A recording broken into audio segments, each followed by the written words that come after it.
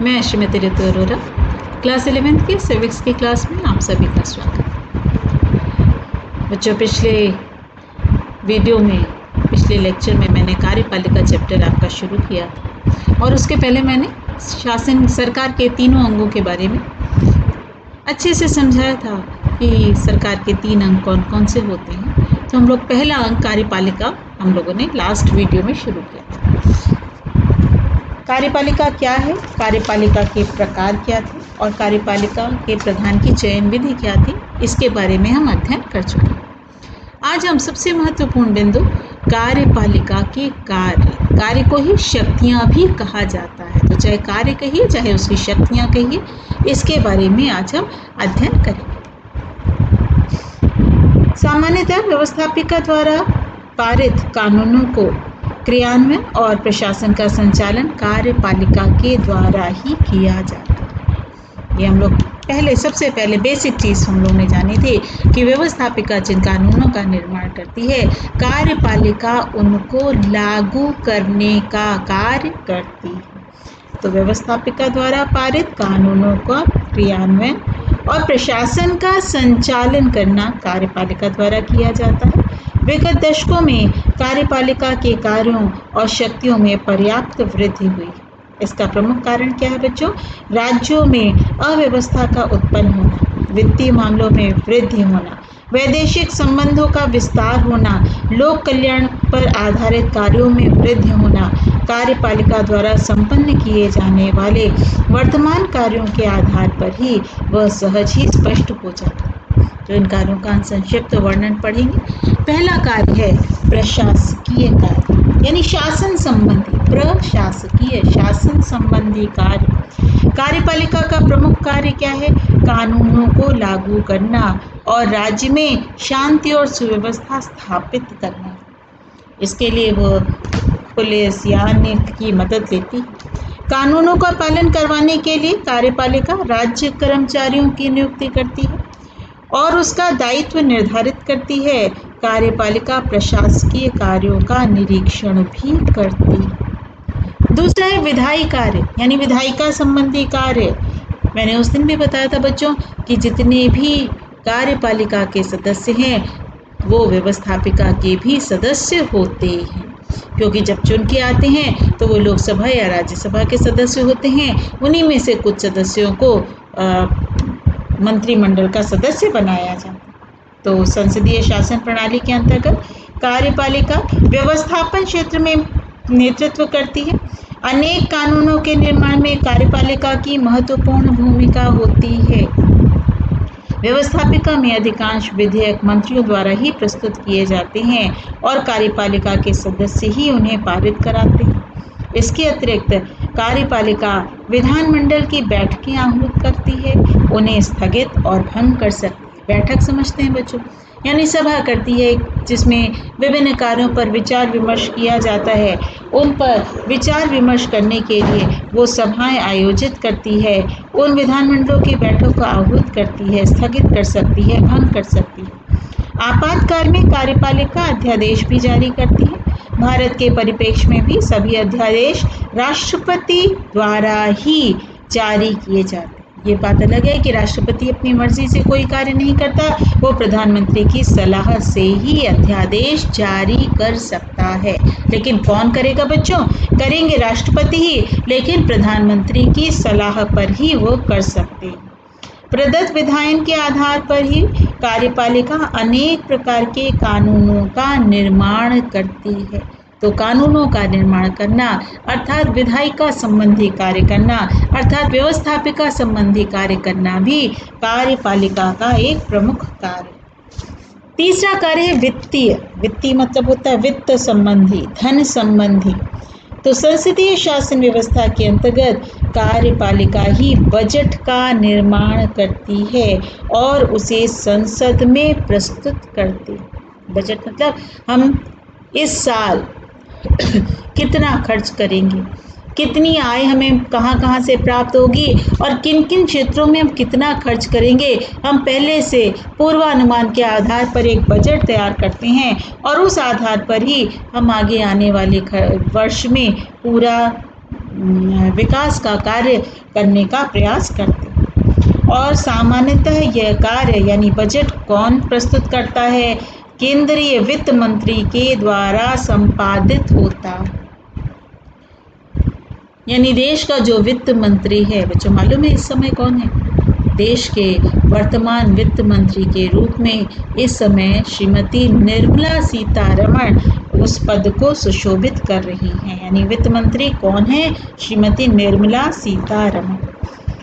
नए कर लगाना, पुराने करों में कमी कराना आदि के संबंध में व्यवस्थापिका कार्यपालिका से ही परामर्श करती है। चौथा कार्य है न्यायिक कार्य। कार्यपालिका कुछ न्यायिक कार्यों का भी संपादन करती है, जिसमें न्याय संबंधी कार्य होते हैं।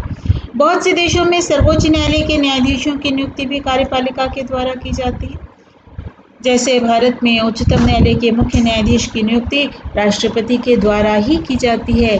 तो इस प्रकार न्यायिक कार्य भी कार्यपालिका के कार्यों के अंतर्गत आते हैं। पांचवा है सुरक्षात्मक कार्य। बाह्य आक्रमणों से देश की सुरक्षा करने के लिए कार्यपालिका स्थल, जल और वायु सेना का संगठन करती है। सैनिक अधिकार के अंतर्गत कार्यपालिका आवश्यकता अनुसार युद्ध अथवा शांति की घोषणा कर सकती है। संवैधानिक आधार पर भारत में कार्यपालिका का प्रधान राष्ट्रपति को ही सेना का सर्वोच्च सेनाध्यक्ष माना जाता है।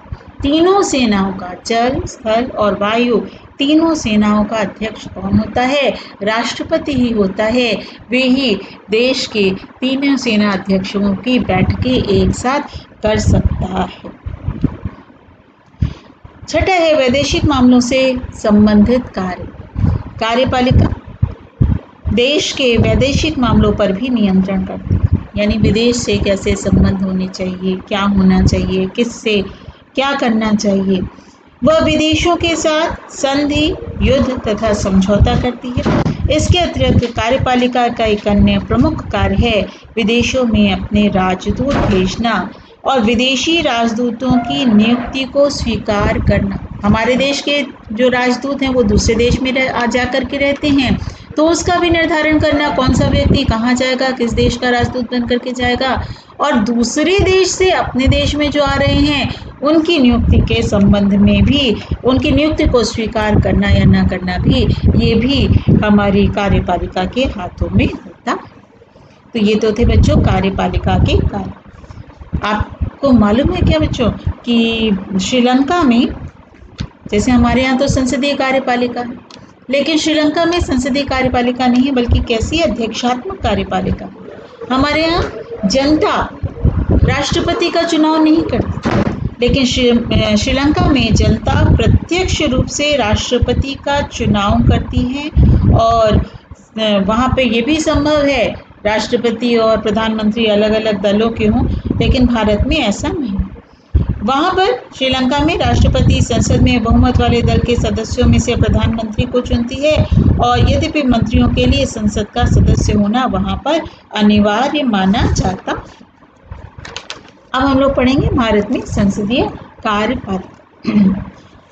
जब भारत का संविधान बनाया जा रहा था, उस समय तक भारत को सन 1919 और सन 1935 के अधिनियमों के अंतर्गत संसदीय व्यवस्था के संचालन का काफ़ी अनुभव हो चुका था। संविधान तो बच्चों स्वतंत्रता के बाद बनाया गया, यानी 1947 में हम स्वतंत्र हुए।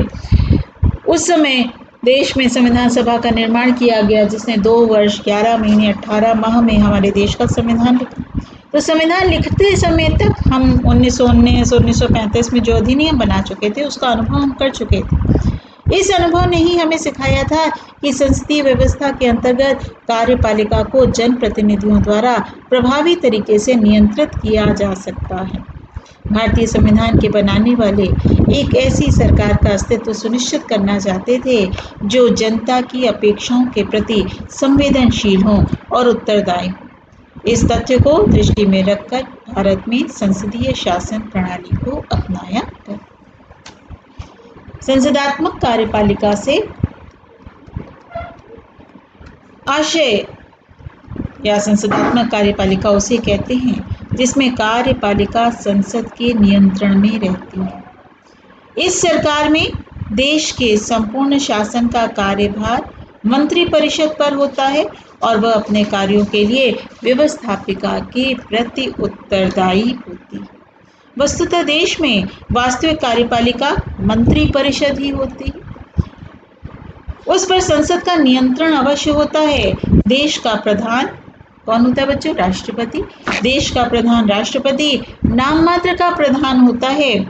उसे कार्यपालिका से संबंधित समस्त अधिकार प्राप्त होते हैं, किंतु व्यवहारिक दृष्टिकोण से देखा जाए तो राष्ट्रपति केवल नाम मात्र का प्रधान है। वह अपने किसी भी अधिकार या शक्तियों का प्रयोग अपनी स्वेच्छा से नहीं कर सकता है।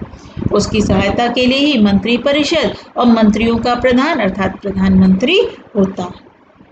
भारत और ग्रेट ब्रिटेन में इसी प्रकार की सरकारें विद्यमान पाई जाती।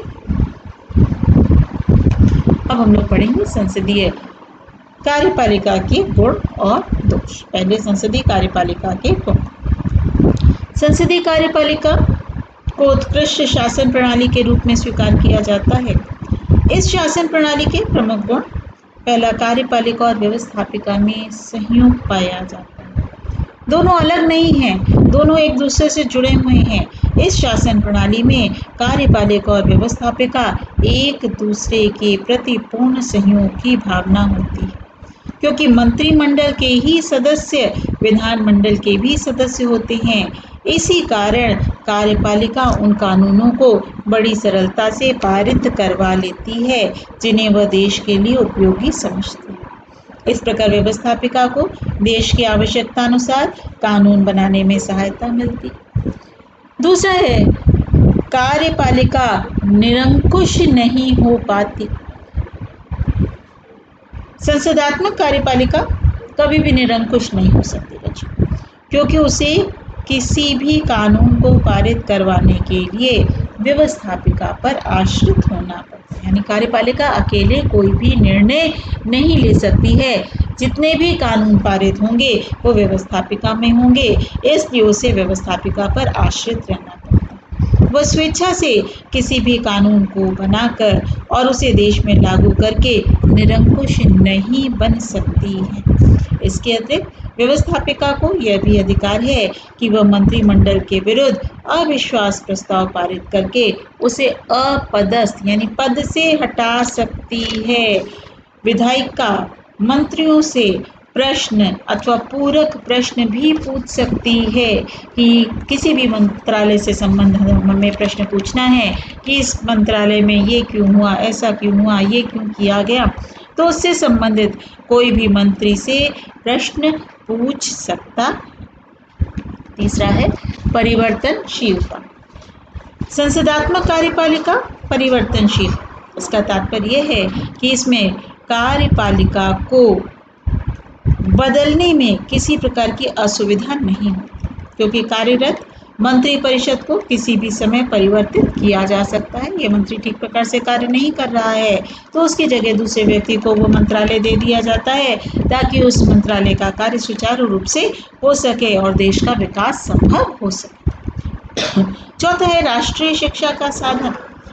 संसदात्मक कार्यपालिका में राजनीतिक दलों की बहुलता होती है और जहाँ पर बच्चों राजनीतिक दल बहुत से होंगे तो सामान्य जनता के सामने ये सभी दल अपने अपने कार्यक्रम रखेंगे, लक्ष्य रखेंगे और उससे राजनीतिक चेतना को जागृत करने का प्रयास करेंगे।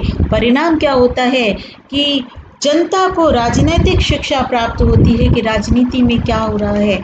जब विभिन्न दल आएंगे तो जनता भी उनमें कंपैरिजन करके उनमें जो उचित है, जो अपेक्षाकृत अधिक अच्छा है, उसको चुनने का प्रयास करती है। लोकमत एवं लोक कल्याण पर आधारित संसदात्मक कार्यपालिका प्रजातंत्र प्रणाली का ही एक रूप है, इसलिए यह लोकमत यानी जनता के मत का ध्यान रखते हुए लोक कल्याणकारी कार्य करने का प्रयास करती है। ऐसे कार्य जिससे जनता का अधिक से अधिक कल्याण हो, क्योंकि यदि ऐसी नीतियां नहीं बनाएंगे जिससे जनता का कल्याण हो तो देश का कभी भी विकास नहीं होगा और जनता उनको दोबारा कभी भी नहीं चुनेगी, अगले चुनाव में दूसरे व्यक्ति को चुन लेगी। और लास्ट है लोकतंत्रीय सिद्धांतों की रक्षा। लोकतंत्रीय सिद्धांतों की रक्षा बहुत सीमा तक संसदात्मक कार्यपालिका में ही संभव है, क्योंकि संसदात्मक कार्यपालिका में जनप्रतिनिधियों की प्रत्यक्ष जवाबदेही जनता के प्रति होती है। वो सीधे जनता के प्रति जवाबदेह हैं, इसलिए वो लोकतंत्रीय सिद्धांतों की रक्षा करते हैं। जनता से संबंधित, जनता से जुड़े मामले, नियमों का अधिक ध्यान रखकर ही किसी नीतियों का निर्माण करने में सहायक हो। लेकिन संसदात्मक कार्यपालिका में भी दोष पाए जाते हैं। पहला दोष क्या है? शक्ति पृथक्करण सिद्धांत के विरुद्ध। जो शक्ति पृथक्करण सिद्धांत है बच्चों, आप आगे पढ़ेंगे। इसमें व्यवस्थापिका, कार्यपालिका, न्यायपालिका तीनों को अलग रखा गया है। लेकिन संसदात्मक कार्यपालिका में मंत्री परिषद यानी कार्यपालिका व्यवस्थापिका का ही अंग होती है, इसलिए नागरिकों को सदैव खतरा बना रहता है। वो पूरी तरीके से पृथक पृथक नहीं है, बल्कि आपस में जुड़े। दूसरा है शीघ्र निर्णय का अभाव। चूंकि कार्यपालिका किसी असामान्य या संकट की स्थिति में भी कोई परिवर्तन या नियम शीघ्र लागू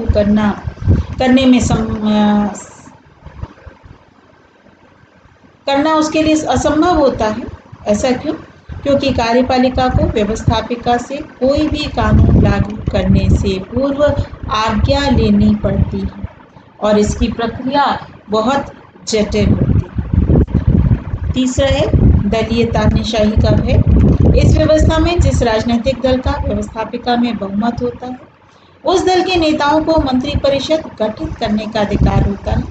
ऐसी स्थिति में इस बात की प्रबल संभावना रहती है कि बहुमत प्राप्त सत्तारूढ़ दल स्वेच्छाचारी बन जाए और अपनी मनमानी करने लगे। चौथा है सरकार की अस्थिरता। इस प्रकार की यानी संसदात्मक सरकार में मंत्रिमंडल का कार्यकाल अनिश्चित होता है। व्यवस्थापिका में मंत्रिमंडल का बहुमत न रह पाने की स्थिति में मंत्रिमंडल को शीघ्र ही त्याग पत्र देना पड़ता है। यानी जब तक व्यवस्थापिका में उसका बहुमत है, मंत्रिमंडल का बहुमत है, ज़्यादा लोग मंत्री उसी दल के हैं, तब तक तो सरकार रहेगी, नहीं तो सरकार को अपना पद छोड़ना पड़ेगा, त्याग पत्र देना पड़ेगा। संकट के समय दुर्बल, राष्ट्रीय संकट या आपत्ति के समय यह सरकार अति दुर्बल अर्थात शक्तिहीन सिद्ध होती है। संसदात्मक कार्यपालिका में शासन की शक्ति किसी एक व्यक्ति में न होकर के मंत्री परिषद के समस्त सदस्यों में निहित होती है, इसलिए संकट के समय शीघ्र निर्णय नहीं हो पाते। और लास्ट है योग्य व्यक्तियों की सेवाओं का लाभ न मिल पाना। संसदीय कार्यपालिका में सरकार किसकी बनती है बच्चों? जिस दल को बहुमत मिलता है उस दल की सरकार बनती है। इसलिए विरोधी दल के अगर योग्य भी व्यक्ति हैं तब भी उनको कार्यपालिका में कोई स्थान नहीं मिलता, यानी उनको किसी प्रकार की शासन संबंधी कार्यों में कोई स्थान, कोई सेवा प्रदान करने का अवसर नहीं मिलता, उनको कार्यपालिका से दूर रखा जाता है। तो जो योग्य व्यक्ति हैं उनको सेवा का पूरा अवसर प्राप्त नहीं हो पाता। तो बच्चों आज हम लोगों ने जाना कि कार्यपालिका के प्रमुख कार्य या शक्तियाँ क्या हैं और संसदीय कार्यपालिका के गुण और दोष क्या हैं। इससे संबंधित महत्वपूर्ण प्रश्न, पहला कार्यपालिका के कार्यत्व शक्तियों को स्पष्ट करो। दोनों आपके दीर्घ लघु उत्तरीय प्रश्न हैं, दोनों बड़े प्रश्न हैं बच्चों। और दूसरा है भारत में संसदीय कार्यपालिका के गुण दोष स्पष्ट कीजिए। अब हम लोग इसके बाद नेक्स्ट लेक्चर में बहुत ही इम्पोर्टेंट टॉपिक राष्ट्रपति शुरू करेंगे, जिसमें से विस्तृत प्रश्न आना ही आना है, ओपन सीक्रेट होता है बच्चों। तो नेक्स्ट वीडियो में हम राष्ट्रपति शुरू करेंगे। तब तक इतनी चीज़ें अच्छे से समझ में आ जाएंगी तो आपको राष्ट्रपति यानी जो कार्यपालिका का प्रधान है वो भी अच्छी प्रकार से समझ में आएगा। आज के लिए बच्चों इतना ही। Thank you.